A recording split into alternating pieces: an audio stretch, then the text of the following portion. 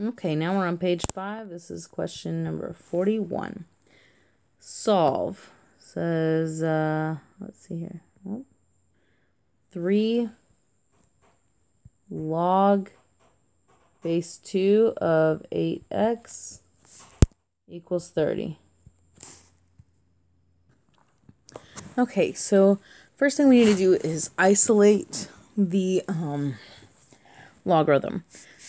So we're going to get rid of this 3, divide both sides by 3, and we get log base 2 of 8x equals 10. And then we can rewrite this in exponential form. So 2 to the 10th equals 8x. And 2 to the 10th, I believe, is 1024 equals 8x. Let me just put that in there on my calculator. Yep. Divide by 8 on both sides. So x equals 128, possibly. So for logs, remember that these are ones where it's absolutely necessary to check because it's not guaranteed that this is a solution. So we're going to go back to the original 3 log base 2 of 8 times 128. And we're going to see if that does equal 30. So 3 log base 2 of, now 8 times 128 is 1024. And then we know that 2 to the 10th power is 1024. So yes, this is in fact 30. So it works. Verified. Okay, number 42. Solve. And we've got all logs. Okay, so log base 3 of x plus 1 minus log base 3 of x minus 3 equals log base 3 of 2. Okay, so when we notice that we have all logarithms and no numbers, so like on number 43, there's like a number over here by itself. But 42, no numbers hanging out by themselves. It's all logs. What this means is if we can get a single log on one side equaling a single log on the other side, then we can just set the argument parts equal to each other. So over here, when we have the minus sign, we can either do one of two things. We can rewrite this using the quotient rule to get a quotient equaling a number, or we could add this log over and use the product rule, which I kind of like better. So I think I'm going to do that. Log base 3 of x plus 1 equals, try that again, equals log base 3 of 2 plus log base 3 of x minus 3. Well, now I can do the the product rule on this side and write this as 2 times x minus 3. Okay, so once we have the two logs set up like this, now we can just drop the logs and set each side equal to each other. So x plus 1 equals 2 times x minus 3. So distribute the 2x minus 6. And then we will combine our x's. So I'm going to add 6. X plus 7 equals 2x minus x. So 7 equals x. Now remember that this is only a potential solution, not guaranteed. So we want to check in the original. So log base 3 of 7 plus 1 minus log base 3 of 7 minus 3. Does that equal log base 3 of 2? Let's see here. So log base 3 of 8 minus log base 3 of 4. Well, we can use a quotient rule here to combine this as log base 3 of 8 over 4 equal log base 3 of 2. And yeah, 8 divided by 4 is in fact 2, so this does work. So x equals 7. Okay, so number 43. All right, we have log base 2 of x plus log base 2 of x plus 7 equals 3. So this one's different than the last one because we have 3 by itself here, which doesn't have a log. So we can't just equate the logs and then drop the logarithm part. What we have to do instead is combine this into a single logarithmic expression, and then we will rewrite as an exponential equation. So log base 2 of x times x plus 7 equals 3. And then we can take 2 to the power of 3 and set it equal to this, x times x plus 7. All right, and now we can solve. So 8 equals x squared plus 7x. Subtract your 8 over. So x squared plus 7x minus 8 equals 0. And this, I believe, factors. Let's see here. X plus 8, x minus 1. Yeah. So when we set them equal to 0, x plus 8 equals 0 and x minus 1 equals 0. We either get negative 8 or we get 1. But again, we have to check, and we have to check both of them, because just because one of them works or doesn't work doesn't guarantee anything about the other one. So let's see here. We go back to the original, log base 2 of negative 8. Now right there I can see that this is a red flag. Red flag. We can't have a log of a negative number. So nope, not going to work. We're going to cross that out. And then we'll check the next one. X equals 1. So log base 2 of 1 plus log base 2 of 1 plus 7, does that equal 3? All right, log base 2 of 1 is 0. Because 2 to what power equals 1? That would be the 0 power. Log base 2 of 8. Well, log base 2 of 8 is, in fact, 3. So this one works. So we have one solution, x equals 1. Okay, so number 44. That's our next problem. Says, if a couple needs $14,500 for a down payment on a house and they invest $7,250, they have a 5.8% compounded continuously. How long will it take for their money to grow to the $14,500 needed? Okay, so A equals PE to the RT is our formula, because we're seeing compounded continuously. So what we can pull out from our equation is if it says if they need, at the end of this, $14,500. So they want the ending amount to be $14,500. And they're investing, so my initial investment, my principal, $7,250. And our rate is 5.8%, so 0.058. And how long will it take for this money to grow? So that's the time is what we're looking for. So in this equation, we're going to put 14,500 equals 7,250 e to the 0.058 t. So we're going to divide both sides by 7,250. So 14,500, I think that's 2. It is 2. So this is double. How long will it take for their money to double? All right, so we need to get the t out of the exponent. So the way to get rid of the e, we remember from a previous problem, is take the natural log on both sides. And we know that that will get rid of that e. So we have the natural log of 2 equals 0.058 t. Divide by the 0.058.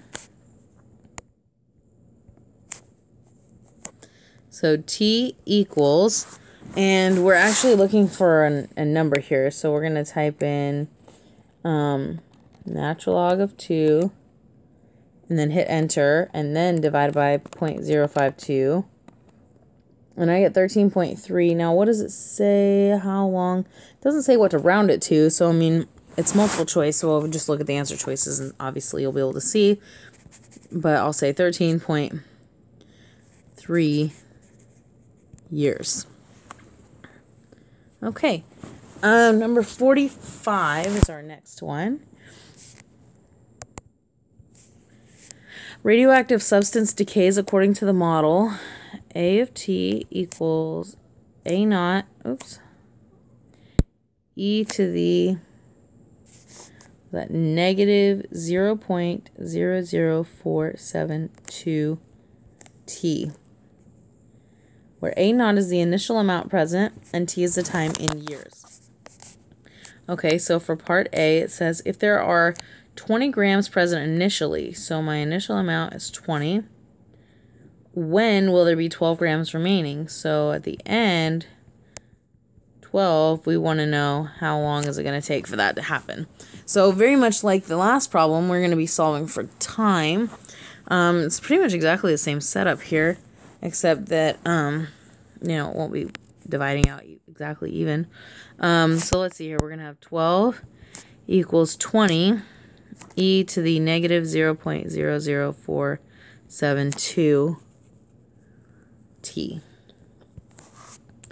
Divide both sides by 20. And then we're going to get, 12 over 20. I'm just going to go ahead and reduce that to 3/5. Because divide them both by 4, right?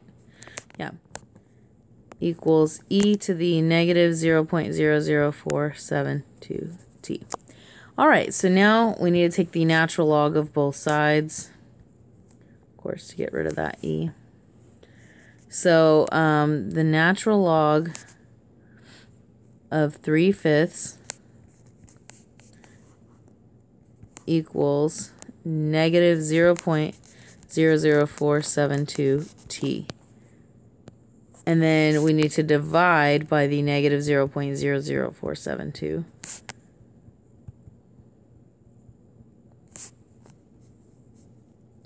So t equals, okay, so we'll type in the natural log of 3 divided by 5, close parentheses, then I just hit enter, and then divided by negative 0.00472, and we get 108.23 years. Okay, and then for B, it says, in how many years will 80% of the original amount remain? Okay, so 80% of the original amount, which in our case was 20. Okay, so 80% of that would be 0.8 times 20, 16. So we want to know, when is there going to be 16 grams left? That can't be right. Okay, I guess. Wait, in how many years will 80% of the original? Yeah, okay, that'll be correct. Sorry. I thought it was saying we would lose 80%. Anyways, yeah, 16. So my initial amount, 20. So let's use our same formula where our ending amount is going to be 16, our beginning amount 20. Now, even if we didn't know the beginning amount, it turns out that if once we divide this, we're going to get 0.8. That's what it would be no matter what. So if it was 70%, it would equal 0.7, 60%, 0.6. So we actually didn't really need to do that calculation, that math there, but I'll verify that and I'll show it. So divide both sides by 20, and 16 divided by 20. Yep, wouldn't you know it? 0.8.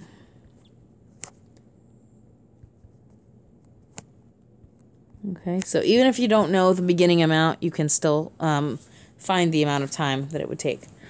The original amount divides out anyways, it cancels out.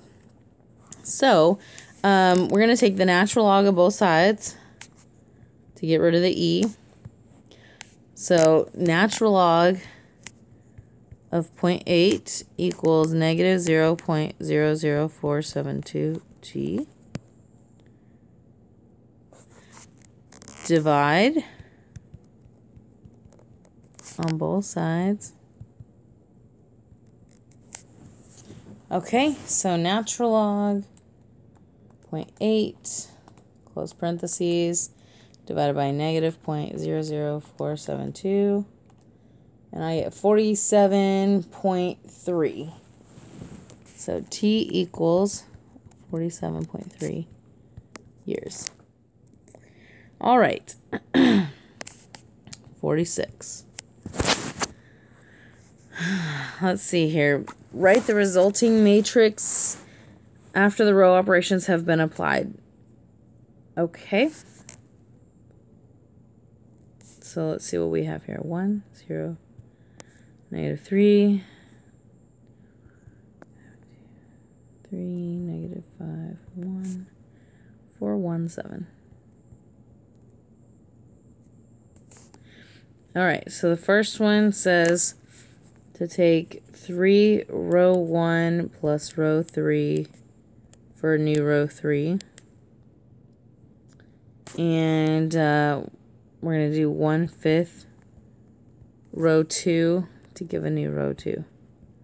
All right, let's start with the 3 times row 1 plus row 3.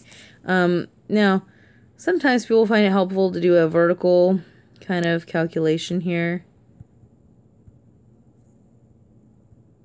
This is going to be your new row 3. So 3 times row 1 would be 3, 6, 9, 12. And then when we add to row 3, we have negative 3, negative 2, 1, and 7. Let's add them up. We're going to get 0. 6 minus 2 is 4. 9 plus 1 is 10. 19. Okay. So, see, my row 1 is going to remain unchanged. And then I'll go ahead and replace my row 3 here. And let's just go ahead and keep this one. We'll do it as a second step. All right, so this is our first one right here. This row operation give us this matrix. All right, so now our next one is to do the 1/5 row 2 times, or to give us a new row 2. So the other rows are going to remain unchanged. That means divide everything by 5. So 0, 1. Negative 5 divided by 5 is negative 1. And then this one's going to become 1/5.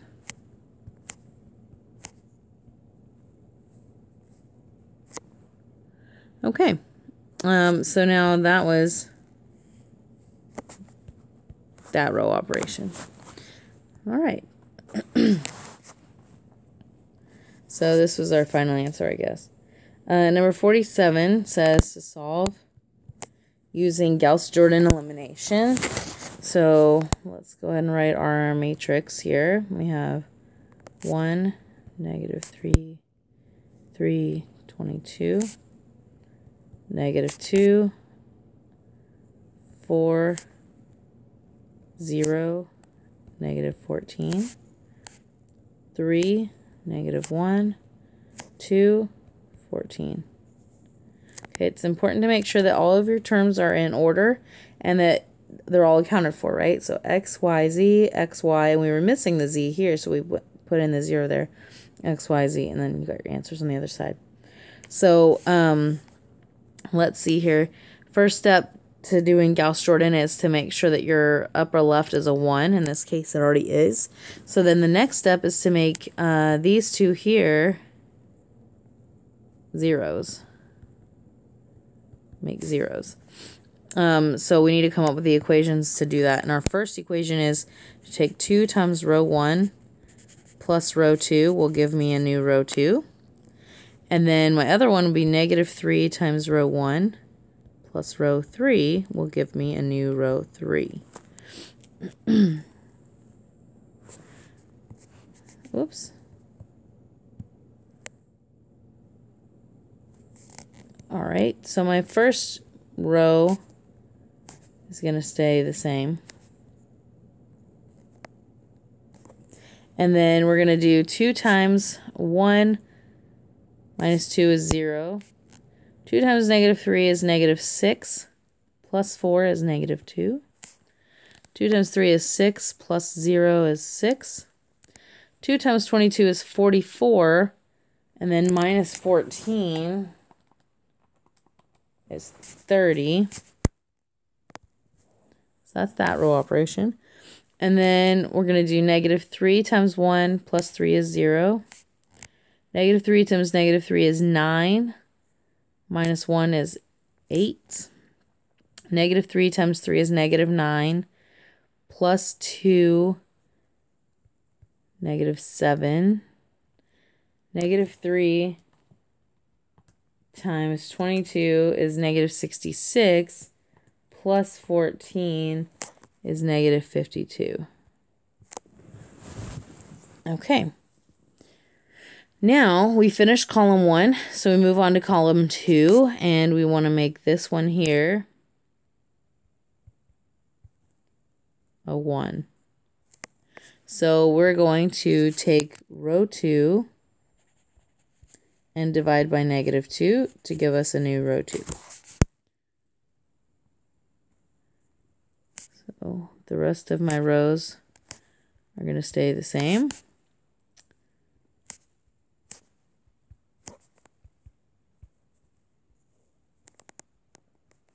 All right, so 0 divided by negative 2 is 0. Negative 2 divided by negative 2 is positive 1. 6 divided by negative 2 is negative 3. 30 divided by negative 2 is negative 15. Okay, so now that I've gotten my 1, now I need to make this one and this one zeros.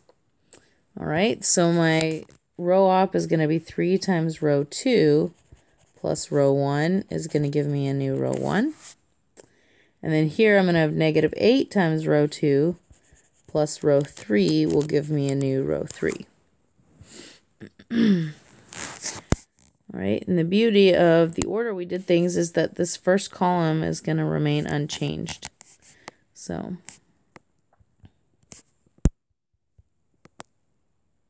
I went ahead and wrote it down, but we can still calculate. 3 times 0 is 0 plus 1 is 1.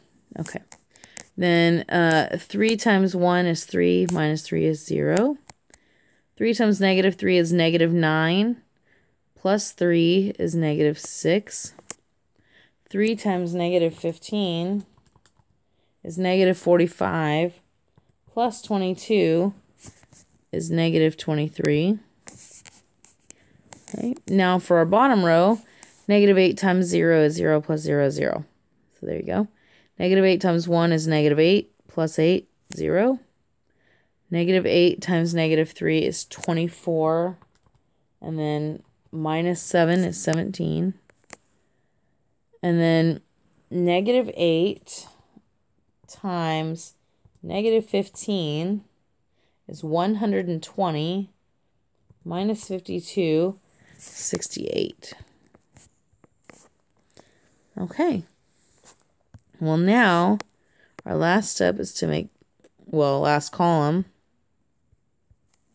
make this a 1 right here. So we're going to take row 3 divided by 17 to give us a new row 3.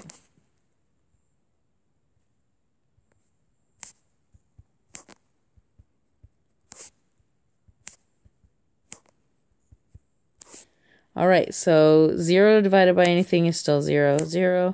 This is 1. Now 68 divided by 17 is 4. All right, so now we need to make this one and this one zeros. All right, so what are our equations? We're going to have 6 times row 3 plus row 1 will give me a new row 1. And 3 times row 3 plus row 2 will give me a new row 2.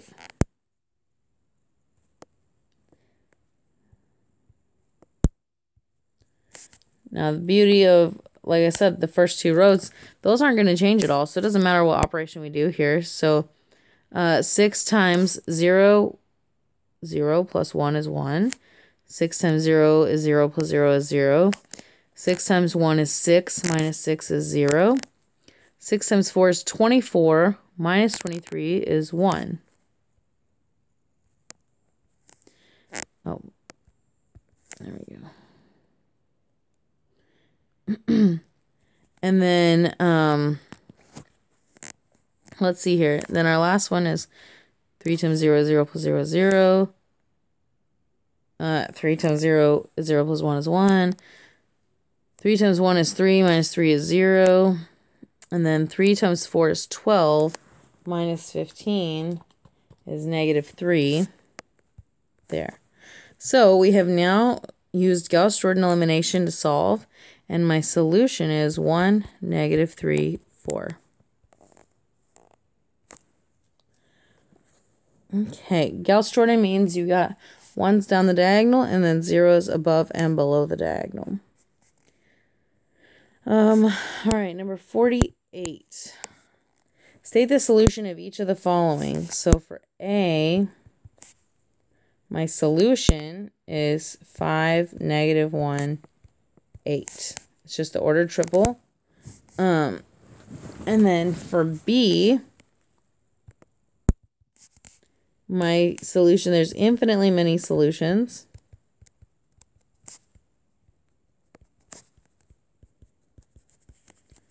And to solve for Z, we would have x minus 4z equals 7. Y plus 6z equals 13.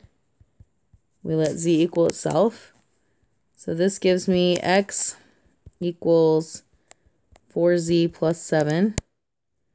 Y equals negative 6z plus 13. Z equals z. So we're going to write our solution as 4z plus 7, negative 6z plus 13, and z.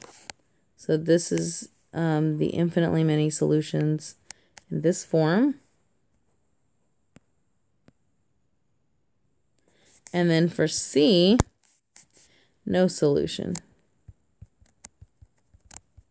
You have a row of zeros here equaling a number. This one had an entire row of zeros. This one was just your standard normal, you know, you got your ones there, zeros everywhere else, so that's just your solution. Okay, 49. We're almost to the last page. The end is near.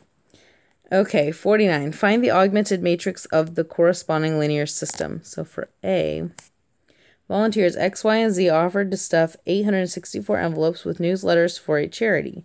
Volunteer X could assemble 170 per hour. Volunteer Y, 121 per hour. Volunteer Z, 146 per hour. They worked a total of 6 hours. The sum of the number of hours that volunteers Y and Z spent was twice what volunteer X spent. How long did each of them work? Oh boy. Okay.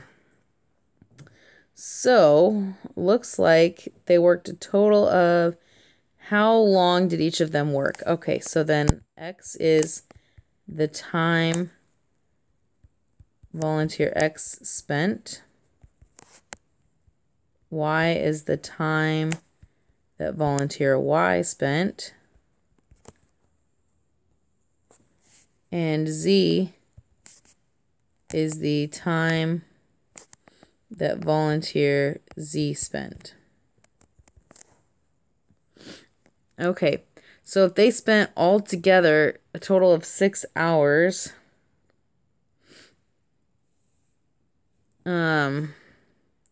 let's see. Well, I don't know if we need that. Let's see. The sum of the number of hours that volunteer Y and Z spent was twice what volunteer X spent. So 2 times X equals Y plus Z, right? The sum of the number of hours that volunteer Y and Z spent, so that's added together, was twice what X spent. Yep, there you go. It says that they have 170. X could assemble 170 per hour. So we have 170X plus 121Y plus 146Z is equal to 864.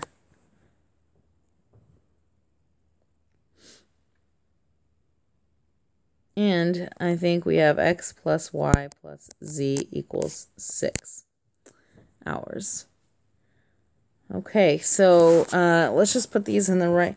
Oh, find the augmented matrix. Okay, so this one's already in the correct form. So this top one here, I need to rewrite as 2X minus Y minus Z equals 0. So our matrix would be 2, -1, -1, 0, 170, 121, 146, 864, 1116. Let's verify that. 49A.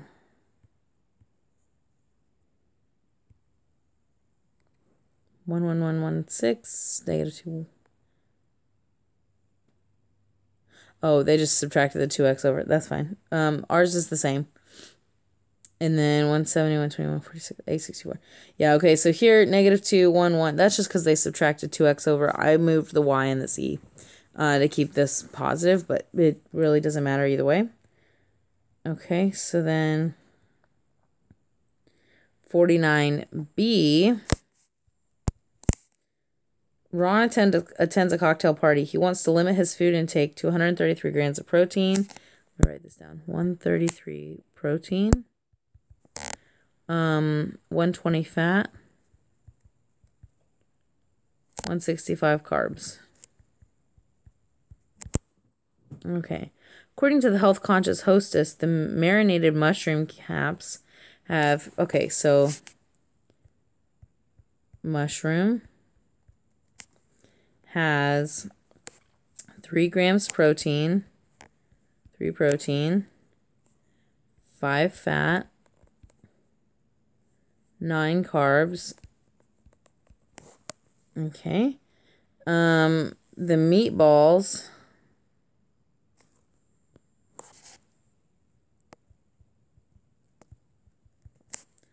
have 14 protein, 7 fat, 15 carb. All right, and then the last thing, the eggs, deviled eggs, has 13 protein, 15 fat, 6 carbs. How many of each snack can he eat to obtain his goal? Okay, so how many of each snack? So this means let's let X equal number of mushrooms. Let's let Y equal the number of meatballs. And let's let Z equal the number of deviled eggs. Okay, so we have 3 equations we're going to be coming up with. A protein, a fat, a carb, one. So my protein equation is going to be, let's see, all my proteins, let me underline them here, protein, protein, protein, protein. All right, and then this is X, Y, Z. All right, so for protein, I'm going to have 3X plus 14Y plus 13Z is going to equal 133. My fat equation is going to be, let me underline all my fat stuff. 5X plus 7Y plus 6Z equals 120. And then my carbs, whoops,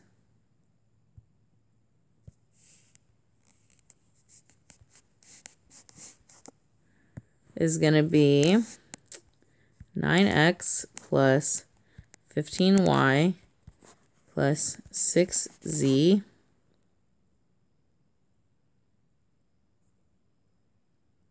ooh, whoops. Hold on. The previous, for my fat here, that should have been 15Z there. I'm sorry about that. Okay, and then now for my blue ones, 9X, 15Y, 6Z equals 165. Okay, let me make sure I got them all. So all my reds, 3, 14, 13, 133. All my oranges, 5, 7, 15 equals 120. And then all my blues, 9, 15, 6, 165. Okay, perfect. So we actually have to still write the matrix. Okay, so 3, 5, 9.